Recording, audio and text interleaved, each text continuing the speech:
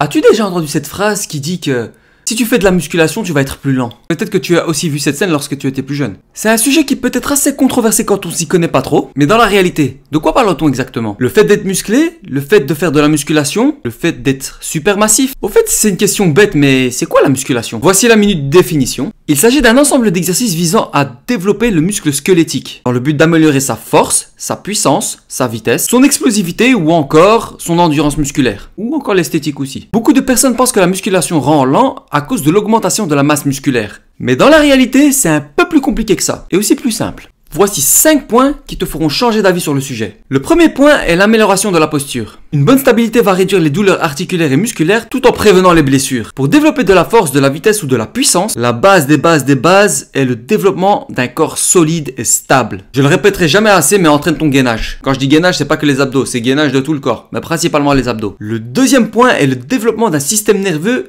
super efficace. Il y a plusieurs raisons à développer ton système nerveux. Tu amélioreras ta coordination neuromusculaire, c'est-à-dire que tu vas améliorer la fluidité des mouvements qui t'intéressent. Par exemple, si tu es un boxeur ou une boxeuse, tes mouvements seront beaucoup moins rigides lorsque tu envoies tes coups. Deuxième intérêt, ton corps gérera beaucoup mieux la fatigue en contrôlant l'intensité, la durée et la fréquence de contraction de tes muscles. En gros, ton corps arrivera à vraiment optimiser tes efforts pour créer le minimum de fatigue possible. Troisième intérêt, l'amélioration de la capacité de contraction musculaire de ton corps. Le système nerveux envoie des signaux électriques à tes muscles qui va déclencher justement leur contraction. Plus le système nerveux peut envoyer rapidement et efficacement ces signaux, plus la contraction musculaire peut être forte et rapide. En résumé, en développant un système nerveux efficace, tu amélioreras simplement ta vitesse à tous les niveaux. Ce qui nous mène au troisième point. Soulever lourd permet d'augmenter sa vitesse. Pourquoi cela? Car il sollicite principalement les fibres à contraction rapide. C'est quoi ces fibres? Ton muscle est composé de fibres musculaires. Et ces fibres à contraction rapide, c'est ce qu'on appelle également les fibres blanches, et sont caractérisées par une vitesse de contraction élevée et une force maximale élevée. Lorsqu'on soulève du poids lourd, on doit produire une force rapide et explosive pour surmonter la résistance de la charge. En sollicitant régulièrement ces fibres, on améliore notre capacité à produire de la force rapide et explosive. Le quatrième point va introduire la pliométrie. La pliométrie est une forme d'entraînement ou même une forme de musculation qui a pour but de développer la puissance, la vitesse, l'explosivité, l'agilité ou encore la coordination de ton corps. Le but de la pliométrie est de stimuler justement ces fibres à contraction rapide, donc les fibres blanches dont je t'ai parlé juste avant, pour justement renforcer ta capacité à produire de la force explosive. Ça permettra à tes muscles de développer une capacité à fournir de l'énergie rapidement, et par conséquent de la force, de l'explosivité, de la puissance, de la vitesse, et surtout de manière récurrente. La pliométrie va donc te permettre d'améliorer tes capacités athlétiques de manière générale, comme je t'ai cité précédemment, ton explosivité, ta vitesse, ta puissance, ton agilité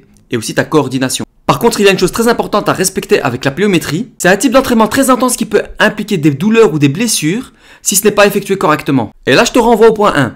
La stabilité. Sois stable, jeune warrior. Le cinquième et dernier point est l'ajout d'exercices cardiovasculaires. Cela va te permettre d'améliorer tes performances globales en matière de vitesse et d'explosivité. L'entraînement cardio augmente la capacité au corps de fournir de l'oxygène aux muscles, ce qui va améliorer ton endurance musculaire et te permettre de prolonger des performances sur une plus longue période. Cela te permettra également de stimuler ton hormone de croissance, ce qui va dans un premier temps améliorer ta croissance musculaire et donc par conséquent dans un second temps améliorer tes performances physiques. Tu l'auras compris, la musculation ne rend pas lent, bien au contraire. En respectant et en impliquant des entraînements axés système nerveux, endurance et pliométrie, ta vitesse et ton explosivité vont augmenter de manière exponentielle. Ça va être incroyable. Par contre, il y a bien une chose qui peut te rendre lent avec la musculation. Ce ne sera pas la masse musculaire que tu auras, mais le poids que tu pèses. Comparer la vitesse d'une personne qui pèse 65 kg avec la vitesse d'une personne qui pèse 100 kg n'a pas lieu d'être. Si tous les deux ont 12% de masse grasse et mesurent tous les deux 1,80 m, le gars de 65 kg sera d'office plus rapide que le gars de 100 kg.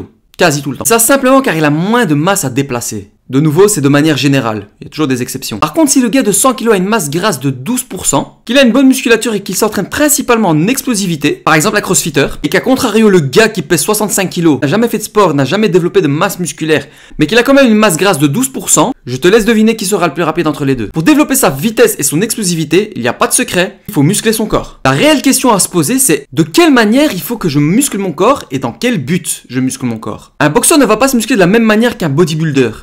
Tout comme un haltérophile ne va pas se muscler de la même manière qu'un basketteur. Si tu regardes la très grande majorité des champions de ces 4 sports, ils sont tous très musclés, mais de manière différente. On peut juste checker Anthony Joshua en boxe, Chris Bumstead pour le bodybuilding, Lu Xiaojun pour l'haltérophilie et LeBron James pour le basket. Garde en tête que si tu veux améliorer ton explosivité et ta vitesse, t'es obligé de passer par la case musculation. Tu peux avoir des prédispositions génétiques à la vitesse, mais tu peux également optimiser tes performances dites innées pour être encore plus rapide. Mais tout ça pour dire que le plus important sera ta programmation d'entraînement. Alors calibre-la bien ou demande à un coach de te programmer si tu as un objectif précis. La programmation aléatoire donne des résultats aléatoires. Et comme avec le loto, tu as une chance sur 1 million de taper juste. Si tu es à la recherche d'une solution personnalisée, je t'ai laissé un lien dans la description qui te permettra de rentrer en contact avec moi pour qu'on puisse trouver la solution qui te correspondra le mieux. Pour progresser de manière harmonieuse, je te propose également un mini-programme 100% gratuit que tu peux récupérer en cliquant sur le lien dans la description. Tu recevras également ma newsletter gratuitement et si ça ne t'intéresse pas, tu peux te désinscrire en un clic. Sur ce, cher Warrior, si tu as aimé cette vidéo, lâche-moi un pouce comme ça. C'était Wassim, que la paix soit sur toi.